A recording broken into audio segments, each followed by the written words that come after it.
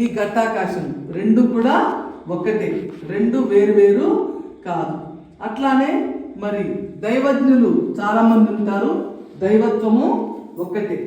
అట్లానే మరి సంగీతజ్ఞులు చాలామంది ఉంటారు, సంగీతము ఒక్కటే. జ్ఞానం ఉన్నటువంటి జ్ఞానులు చాలామంది ఉంటారు, జ్ఞానం అనేది ఒక్కటే. కాబట్టి ఆ ఒక్కటే అనేదాన్ని మనము తెలుసుకోవాలి. వన్నెస్ అంటే వేరు వేరు కాదు అనేటటువంటి విషయాన్ని మనము గ్రహించాలి. కాబట్టి మొట్టమొదటి రత్నం ఏంటంటే ఆత్మే పరబ్రహ్మము. మరి ఆకాశము ఒకటే, ఆకాశంలో నక్షత్రాలు చాలా ఉంటాయి కానీ ఆకాశం అనేది ఒక్కటే. కాబట్టి మరి బ్రహ్మం ఒక్కటే, పరబ్రహ్మం ఒక్కటే. ఈ ఆత్మే ఆ పరబ్రహ్మము. మరి రెండవది వచ్చేసరికి మనకి జీవుడే దేవుడు. అంటే అక్కడ మనం అద్వైతం చెప్పాము, ఇక్కడికి వచ్చేసరికి ఇప్పుడు మన చేతి వేళ్ళు ఉన్నాయి, విడిగా చూస్తే ఈ వేళ్ళు వేరువేరుగా ఉన్నాయి కానీ చెయ్యి ఒక్కటే, అవునా కాదండి?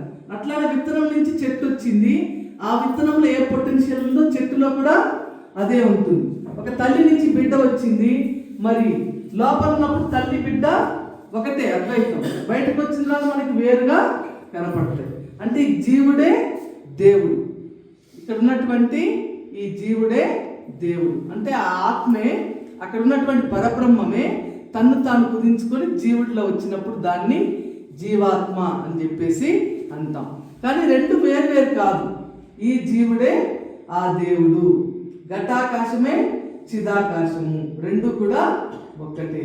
తర్వాత మూడవది ఏం చెప్తుందనంటే దేహమే దేవాలయము.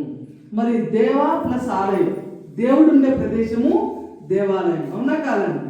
దేవుడు ఎక్కడుంటే అదే దేవాలయం. మరి ఎక్కడున్నాడు ఇక్కడ దేవుడు? దేవో దేవాలయ ప్రోక్త జీవో దేవో సనాతన అని ఆదిశంకరాచారి తెలియజేశారు.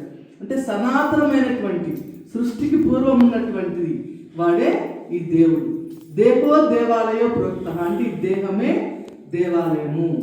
జీవో దేవో సనాతన, ఈ జీవుడే సనాతనమైనటువంటి దేవుడు, సృష్టికి పూర్వం ఉన్నటువంటి దేవుడు అని తెలియజేశారు.